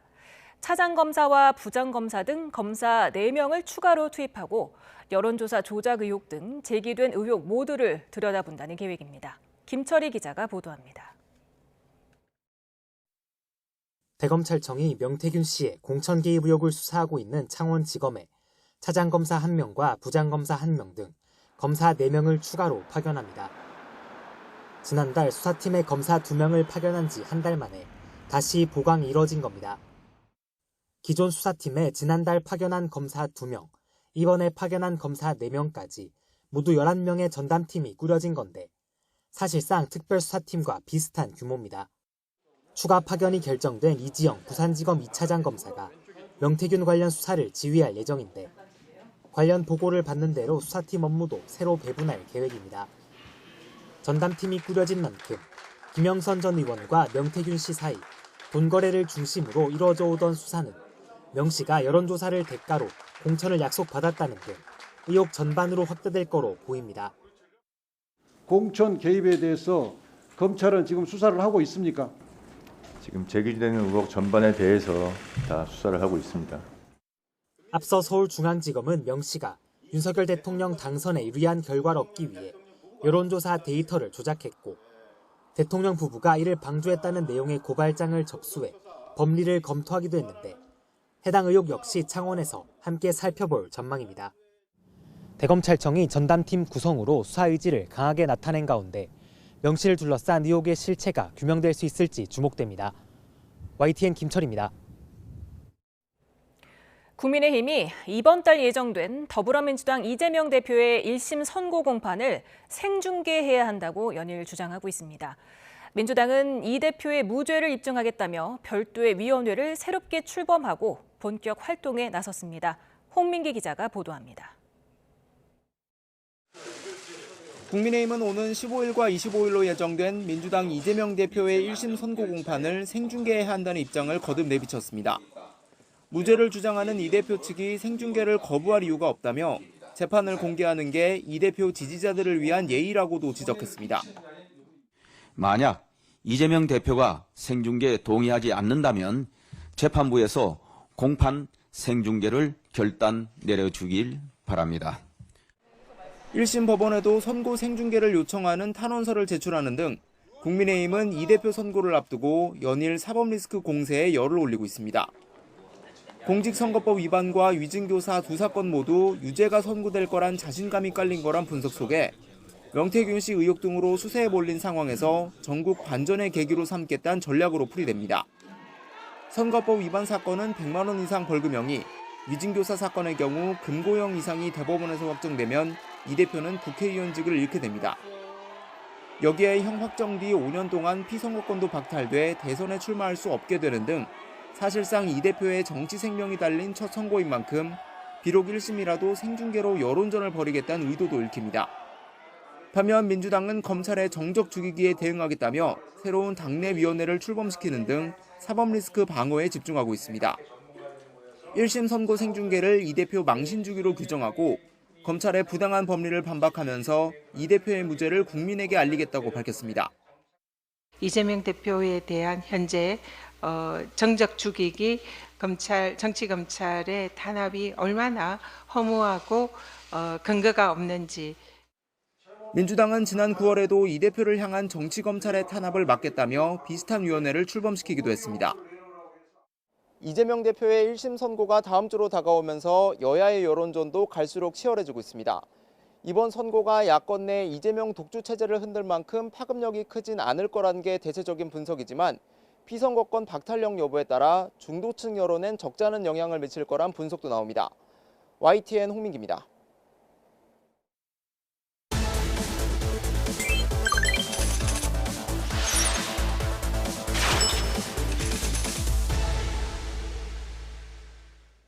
뉴스플러스 오늘의 경제픽입니다.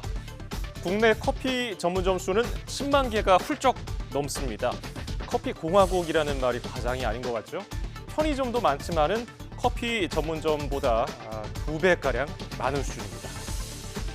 가맹점 기준으로 치킨집을 넘어선 지도 오래입니다. 10년 전만 하더라도 치킨집 수가 커피집의 2.7배 순이었으니까요. 많이 달라졌죠? 자, 국내 커피업계 부동의 1위인 스타벅스는 지난해 매출이 3조 원에 달했습니다. 상위 2위부터 10위 업체 매출액을 모두 더해도 스타벅스 매출이 1조 원 더 넘게 컸습니다. 스타벅스는 이달 들어서 음료 11종 가격을 200원 올렸는데요. 지난 8월 이후 석 달 만에 또다시 가격 인상을 단행한 겁니다. 중저가 커피 업체도 상반기에 음료 가격을 200원에서 500원 정도 올렸는데요. 특히 컴포즈 커피는 지난 6월부터 일부 특수상권 점포에 한해서 모든 테이크아웃 음료 가격을 1,000원 더 받고 있습니다. 최근 커피값이 점점 오르면서 커피 한 잔의 여유도 부담이 되고 있습니다. 소비자 10명 중에 7명 이상이 커피 전문점 음료가 비싸다고 응답했습니다. 오동건 기자가 취재했습니다. 점심시간 직장인들의 손마다 들려있는 커피 음료. 식사 뒤 동료들과 커피를 마시며 사무실로 복귀하는 게 어느덧 일상이 됐습니다. 먹고 나서 다시 또 일을 시작해야 되니까 그때도 약간의 기분 전환? 직장인들의 작은 피난처 커피. 한국소비자원에서 커피 전문점 소비자 1,000명을 대상으로 설문조사한 결과 73.5%가 커피 전문점의 음료가 비싸다고 응답했습니다. 그렇다면 소비자들은 얼마 정도를 적정 가격으로 느낄까? 뜨거운 아메리카노 기준으로 2,500원, 2,600원 정도면 괜찮을 것 같습니다. 이처럼 소비자가 생각하는 적정 가격과 실제 가격은 대부분 10% 이상 차이가 있었고 일부 음료의 경우 1,000원 넘게 차이가 나는 경우도 있었습니다. 하지만 커피 가격은 계속 오름세입니다. 지난 8월 커피 메뉴의 가격을 올린 스타벅스는 이번 달 커피 외에 얼음 음료를 200원 올렸고 믹스커피 분야 점유율 1위 동서식품도 오는 15일부터 가격을 올리기로 했습니다. 이에 따라 맥심과 카누와 같은 인스턴트 커피 가격도 평균 8.9% 인상됩니다. 국제 커피 원두의 가격이 지난 4년 3배가량 오른 상황에서 연소의 가격 인상이 불가피한 상황. 인스턴트 커피까지 가격 인상 조짐을 보이면서 커피 한 잔의 여유는 옛말이 될 수도 있을 것으로 보입니다. YTN 오동건입니다. 한국은행이 수도권 집값 상승과 그에 따른 가계부채 증가에 대한 해법으로 한국형 뉴리츠 도입을 제안했습니다. 한국은행은 한국금융학회와 공동정책심포지엄에서 서울대학교 김경민 교수와 공동으로 연구한 한국형 뉴리츠 도입 방안을 발표했습니다. 한국형 뉴리츠는 개인 투자자들이 보유자금으로 리츠, 즉 부동산 투자 회사에 지분 투자를 하고 리츠가 건설이나 매입한 주택에서 5에서 10년 동안 거주한 뒤에 지분 투자 차익을 거둘 수 있는 주거 형태를 말합니다. 김밥과 떡볶이, 라면과 과자 등 우리나라 식품이 전 세계에서 인기를 끌며 올해 농식품 수출액이 역대 최대치를 기록했습니다. 농림축산식품부는 올해 들어 10월까지 농식품 수출액이 지난해 같은 기간보다 9% 가까이 늘어난 81억 9천만 달러, 우리 돈으로 11조 3천억 원으로 집계됐다고 밝혔습니다. 특히 핵심 수출 품목인 쌀 가공식품과 라면, 과자류와 음료의 수출액은 모두 최대치를 경신했습니다.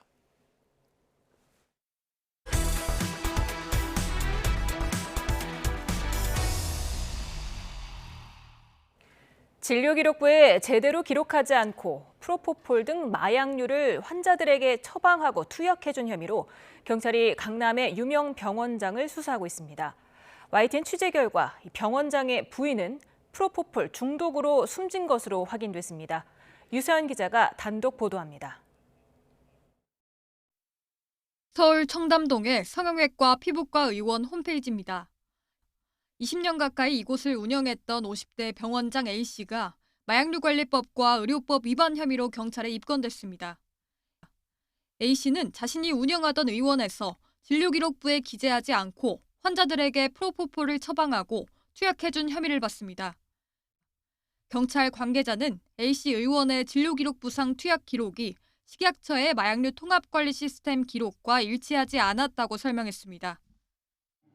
경찰 수사 결과 A씨는 지난해 2월부터 올해 4월까지 이런 식으로 환자 30여 명에게 수백 차례 프로포폴을 투약해준 것으로 드러났습니다. A씨에게는 지난 4월 자택에서 숨진 채 발견된 아내의 자세를 검시 전에 바꾼 혐의도 적용됐습니다. 당시 변사 신고를 받고 출동한 경찰이 국립과학수사연구원에 부검을 의뢰한 결과 사인은 프로포폴 중독으로 확인됐습니다. 경찰은 A씨가 운영했던 의원 관계자 2명도 마약류관리법 위반 혐의로 입건해 조사하고 있습니다. 의료인이 아닌데 마약류를 처방하거나 투약 기록을 식약처의 마약류 통합관리 시스템에 허위 보고한 혐의 등이 적용됐습니다. A씨는 경찰 수사가 시작된 뒤인 지난 6월 20년 가까이 운영해온 의원 문을 닫았는데 현재는 강남의 다른 의원에서 진료하는 것으로 알려졌습니다. 병원에서 프로포폴 처방 관련 사건이 반복되는 가운데 식약처는 의사나 치과 의사가 스스로 처방하거나 투약할 수 없는 이른바 셀프 처방 금지 1호 마약류로 프로포폴을 지정하는 방안을 추진하고 있습니다.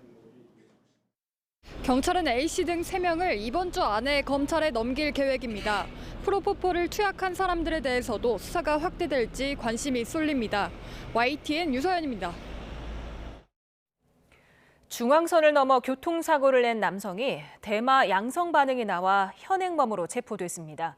그런데 이 남성은 얼마 전 강남역 역주행 사고 운전자처럼 신경안전제 복용을 주장했습니다. 표정우 기자가 보도합니다. SUV 차량이 차선을 넘더니 신호를 기다리던 차량 2대를 잇따라 들이받습니다. 주변에 있던 시민들도 깜짝 놀라 현장을 바라봅니다. 그런데 사고 처리를 위해 차에서 내린 남성의 행동이 이상했습니다. 비틀거리며 어색하게 걷고 말투도 어눌했는데 경찰이 음주 검사를 했지만 술은 마시지 않은 것으로 확인됐습니다. 남성은 1시간 전에 신경안정제를 먹었다고 주장했습니다. 하지만 차에서 대마 2.3g이 발견되고 간이시약 검사에서 대마 양성 반응이 나오면서 현행범 체포됐습니다. 다만 이 남성은 사고를 낸 날에는 대마를 하지 않았다고 진술한 것으로 알려졌습니다. 실제로 의사의 처방을 받아서 신경안정제를 복용하고 있는지 조사하고 있고요. 그리고 또 추가 범행의 우려 그런 거 검토해서 신병 처리도 검토하고 있습니다. 최근 강남역 인근에서 8중 추돌 사고를 일으킨 운전자가 신경안정제를 먹었다고 진술한 가운데 신경안정제 복용을 주장하는 경우가 또 나오면서 시민 불안이 커지고 있습니다. 그런데 검사를 강제할 수 없어 의심스러운 경우에도 사고가 나기 전 약물운전 여부를 알기 어렵고 마약을 하고도 감형을 위해 신경안정제를 먹었다고 거짓말하더라도 검사를 거부하면 확인할 방법이 없어 문제입니다. 음주운전 경우 거부할 경우 형사처벌 할 수 있습니다. 하지만 이 약물운전 같은 경우에는 거부하더라도 처벌 규정도 없고 강제 수사도 여의치 않기 때문에 단속에 어려움이 있습니다. 이에 따라 신경안정제 복용 시 일정 시간 운전을 금지할 수 있는 구체적인 기준을 마련하고 약물운전 단속을 강제할 수 있는 법안 마련이 시급하다는 지적이 나옵니다. YTN 표정우입니다. 특허청이 인공지능 AI를 활용해 온라인에서 가짜 제품 판매를 차단하고 바이오 분야의 특허 우선 심사를 도입합니다. 김한기 특허청장은 이 같은 내용을 포함한 사업 추진 전략을 통해 현재 153만 건인 우리 기업의 산업재산권 규모를 2027년까지 200만 건으로 늘리겠다고 밝혔습니다. 이와 함께 온라인 쇼핑몰과 해외 직구 등으로 가짜 상품 유통이 늘어나 중소브랜드 생존이 위협받는 만큼 국내외 플랫폼의 판매 게시글을 24시간 감시하고 신고하는 AI 모니터링도 시행한다는 방침입니다. 국내에서 피자헛 가맹 사업을 운영하는 한국피자헛이 가맹점 배상 문제 등으로 법원에 회생을 신청했습니다. 서울회생법원은 한국피자헛이 법원에 회생 절차 개시와 자율구조조정 프로그램을 신청했다고 밝혔습니다. 또 법원은 한국피자헛에 대해 보전 처분과 포괄적 금지 명령을 내려 자산과 부채를 동결하고 강제 집행과 가압류 등 개별적 채권 회수를 금지하는 절차에 들어갔습니다. 한국인이라면 된장이나 간장, 고추장 없는 식탁을 떠올리기는 쉽지 않습니다. 우리의 오랜 음식 문화와 함께하면서 한국인의 건강과 정체성을 지켜온 장담그기가 유네스코 인류무형문화유산에 등재될 전망입니다. 박순표 기자의 보도입니다. 겨운에 띄운 메주를 솔로 털면서 장담그기가 시작됩니다. 깨끗하게 턴 메주를 정성스럽게 옹기에 놓고 소금물을 붓습니다. 달걀이 뜰 정도가 장맛을 최고로 만드는 염분 농도입니다. 마지막으로 고추를 넣고 잡균을 없애기 위해 빨갛게 달군 참숯을 넣어줍니다. 메주를 띄우고 2달 보름을 보낸 뒤 음력정월이 장 만들기 최적의 시간입니다. 띄움에 한 달, 그다음에 이제 또 건말림에 한 달, 약 또 이제 씻어서 말리는데 한 15일 정도. 이런 메주래야 이제 보면은 이제 뭐 보존료도 필요 없고 자연스럽게 맛을 내는 이런 이제 된장이 되는 거죠. 우리의 전통장은 한류바람을 타고 김치와 함께 세계 내 입맛을 사로잡고 있습니다. 유네스코 무형유산위원회 산하평가기구도 장은 밥, 김치와 함께 한국 식생활의 근간을 이루고 있다고 설명했습니다. 특히 장 담그기를 통해 가족과 사회의 소속감과 정체성을 계승하는 동시에 식량 안보와 지속 가능한 농업 발전에도 크게 기여한다고 평가했습니다. 한국의 장담그기 인류무형유산 등재 신청서 심사 결과로 등재 권고를 오늘 판정을 받았는데요. 심사 결과가 등재 권고를 받게 되면 특별한 상황이 발생하지 않은 한 등재가 될 것으로 저희는 예상을 하고 있습니다. 우리나라는 2001년 종묘 제례와 종묘 제례학을 시작으로 재작년 탈춤에 이르기까지 인류무형문화유산 22건을 보유하고 있습니다. 장 담그기가 23번째 인류무형문화유산이 될 가능성이 매우 커졌습니다. 최종 등재 여부는 다음 달 초 파라과이 수도 아순시온에서 열리는 제19차 무형유산위원회에서 결정됩니다. YTN 박순표입니다. 지난달 소비자 물가 상승률이 1.3%를 기록하며 2달째 1%대 둔화 흐름이 이어졌습니다. 다만 김장철을 앞두고 배추와 무 등 채소류는 10% 넘는 높은 상승세를 나타냈습니다. 오인석 기자입니다. 지난달 소비자 물가는 석유류 가격이 큰 폭으로 하락한 영향으로 3년 9개월 만에 가장 낮은 상승률을 기록했습니다. 지난 4월 이후 5개월째 2%대를 유지하다 9월과 10월 2달 연속 1%대로 떨어졌습니다. 체감 물가에 가까운 생활 물가 지수는 1.2% 상승해 2달째 1%로 내려섰습니다. 석유류 가격이 15개월 만에 가장 큰 폭으로 하락한 게 지난달 소비자 물가를 끌어내렸습니다. 휘발유는 10.6%, 경유는 16.1% 떨어졌습니다.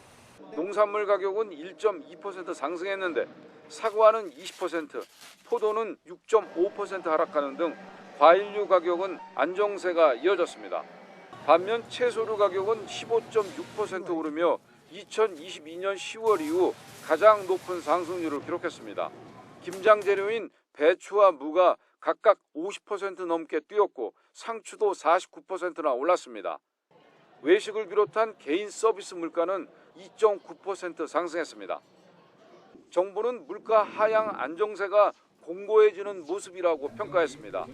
이번 달 물가는 특별한 외부 충격이 없다면 2% 이내의 물가 흐름이 지속될 것으로 전망했습니다. 다만 채소류 등 물가 부담이 여전한 만큼 김장철을 앞두고 김장재료 수급 안정 대책을 차질 없이 이행하겠다고 밝혔습니다. 배추는 계약 재배 물량을 지난해보다 10% 늘려 24,000톤 공급하고 고추, 마늘, 양파 등 양념채소도 정부 비축 물량 2,000톤을 수급 상황에 따라 탄력적으로 공급하겠습니다. 또 유류세 인하 조치 2개월 연장에 맞춰 버스와 택시, 화물차, 연안 화물선에 대한 경유, 압축 천연가스 유가 연동 보조금을 연말까지 2개월 추가 연장하기로 했습니다. YTN 오인석입니다. 전세 사기를 당한 서민을 위한 마지막 보루, 보증보험이죠. 이 보증보험을 운영하는 주택도시보증공사가 피해자들을 2번 울리는 약관을 운영하다가 공정위로부터 시정 권고를 받았습니다. 이승은 기자입니다. 부산에서는 임대인 한 명이 무자본 갭 투자로 190가구를 사들인 뒤 4년간 150여 명에게 전세보증금 190억 원을 가로챈 사건이 터졌습니다. 주택도시보증공사 허그에는 가짜 전세계약서를 제출했습니다. 보증보험에 가입한 피해자들은 허그에서 전세보증금을 받을 수 있으리라 생각했지만 정작 허그는 보증을 취소했습니다. 민간 임대주택 임대인이 사기나 거짓으로 임대차 계약을 맺거나 이를 근거로 보증을 신청한 경우 임차인의 귀책 사유가 없음에도 공사가 보증을 취소할 수 있도록 하는 약관이 근거가 됐습니다. 피해자들은 허그를 상대로도 힘든 소송을 벌이고 있습니다. 임대인한테도 사기를 당하고 그다음에 허그로부터도 사기를 당한 케이스거든요. 국가가 보증하는 보증서를 믿은 선량한 세입자들이 피해를 받아야 되는 상황이었거든요. 이게 너무나도 억울하고. 피해자 신고로 약관을 심사한 공정위는 시정 권고를 내렸습니다. 상법 규정의 취지에도 반하므로 이는 위험을 고객에게 떠넘기고 사업자에게 법률상 부여되지 않은 해지권을 부여하는 조항으로도 볼 수 있습니다. 공정위가 공기업을 상대로 시정 권고까지 하게 된 건 심사 과정에서 자진 시정 의사가 없었기 때문입니다. 허그는 최근 국감에서 이 문제로 질타를 받자 약관을 고치겠다고 밝혔습니다. 약관은 소급 적용이 안 됩니다. 허그는 이미 보증 취소를 한 피해자들을 위해서는 배임 소지를 피하기 위해 입법을 통해 보증금을 돌려주겠다고 밝혔습니다. 또 입법이 되면 항소를 취하하겠다고 밝혔습니다. 승소 사건이 생기면서 이제 저희들 주장이 이제 맞다는 법원 판결도 나오게 된 상황이라서 저희들이 이제 이 피해자분들에게 판결 확정 전에 이 보증 취소를 이제 다시 번복해 드리기가 어려운 상황이 되었습니다. 소송으로 대응해라는 식으로 말씀을 하시더라고요. 돈을 돌려주기 전까지는 사실 허그의 말을 믿지는 않습니다. 소송도 지금 항소, 패소하는 것도 항소하고 있고. 공정위는 이번 조치가 허그와 소송하고 있는 피해자들에게 긍정적으로 작용하길 기대한다고 밝혔습니다. YTN 이승은입니다. 국민의힘 격차 해소 특별위원회는 2034년부터 정년을 현행 60살에서 65살까지 단계적으로 올리는 법안을 추진하기로 했습니다. 특위위원장인 조경태 의원은 국민연금 수령의 불일치를 해소하기 위해서 정년과 국민연금 수령을 연동한다는 부칙 조항을 넣기로 했다며 이같이 밝혔습니다. 이어서 내년 초에 법안을 발의할 예정이라며 임금 체계 개편과 고용 유연성 담보, 청년 일자리 감소 방지 방안 등도 함께 논의할 방침입니다. 프리미어 12에 출전하는 야구 대표팀이 막바지 훈련에 집중하고 있습니다. 주전 윤곽도 잡혀가고 있는데 4번 타자에는 박동원과 문보경을 놓고 고민하고 있고 마무리 투수는 집단 체제가 유력합니다. 양시창 기자입니다. 대표팀 선수들이 내야 수비에 한창입니다. 번트 상황을 가정한 훈련에 마무리 투수들이 번갈아 마운드에 오릅니다. 매 경기 단판 승부인 만큼 세밀한 부분까지 철저한 준비가 필수입니다. 안 중요한 회가 없기 때문에 어느 이닝이든 전 상관없고 나가면 안 쫄고 열심히 던질 생각입니다. 세계 야구 랭킹 상위 12개 팀이 출전하는 프리미어 12에서 야구 대표팀의 목표는 최소 4강.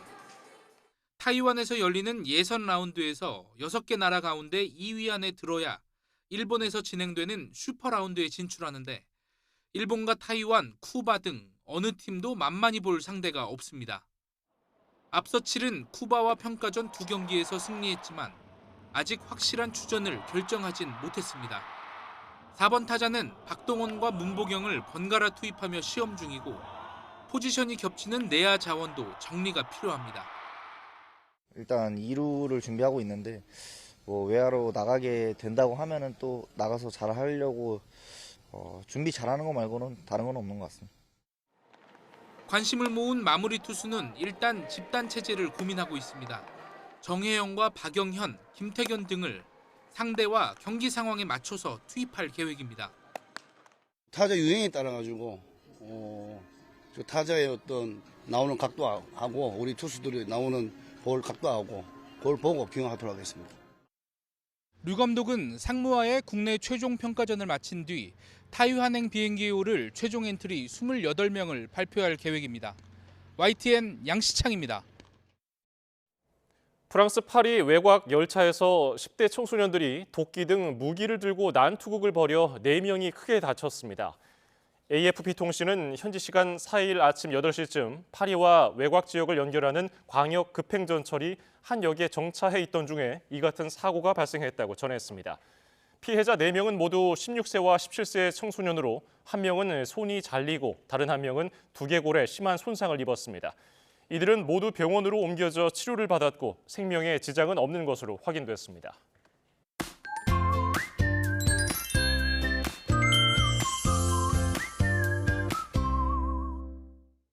오늘 아침에 깜짝 놀란 분들도 있었을 것 같아요. 갑자기 공기가 많이 차가워졌더라고요. 네, 맞습니다. 정말 하루 만에 겨울이 됐나 싶었는데요. 그런데 내일은 오늘보다 더 추워지잖아요. 네, 맞아요. 내일 서울 아침 기온이 3도, 철원 영하 2도, 대관령 영하 4도까지 떨어지는 등 오늘보다 3도에서 8도가량 낮아지면서 올 가을 가장 추운 날씨가 찾아오겠습니다. 내일은 남부 내륙에서도 영하권 추위를 보이는 곳이 있겠고요. 낮에도 서울 11도, 대전 13도에 머무는 가운데 찬바람이 불면서 쌀쌀하겠습니다. 내일은 새벽 한때 충남과 호남 서해안에만 약한 비가 살짝 지날 뿐 대체로 맑은 하늘이 함께하겠습니다. 다만 강해지는 추위에 내륙에서는 서리가 내리거나 물이 오는 곳이 있겠고요. 강원 산간에는 도로 살얼음이 나타나는 곳도 있겠습니다. 절기 입동인 모레는 서울 아침 기온이 2도까지 떨어지는 등 이번 추위가 절정에 달하겠습니다. 이렇게 추위가 찾아올 때는 혈관도 관리를 해줘야 하는데요. 이 기상 직후에 바로 창문을 열면 갑작스럽게 추위에 노출될 수 있기 때문에 피하는 게 좋고요. 새벽 운동이나 등산도 자제하는 게 좋습니다. 그리고 소금 섭취량을 줄이고 수분과 채소를 충분히 섭취하는 것도 심혈관 질환 예방에 도움이 되고요. 틈틈이 운동을 하는 것도 좋은데요. 다만 일교차가 크게 벌어지고 날이 추워질 때는 실내에서 운동을 하는 것이 더 안전하겠습니다. 날씨 캔버스의 김수연, 고은재였습니다. 오늘 저희가 준비한 뉴스 플러스는 여기까지입니다. 잠시 뒤 뉴스퀘어 저녁 8시 뉴스가 방송됩니다. 고맙습니다.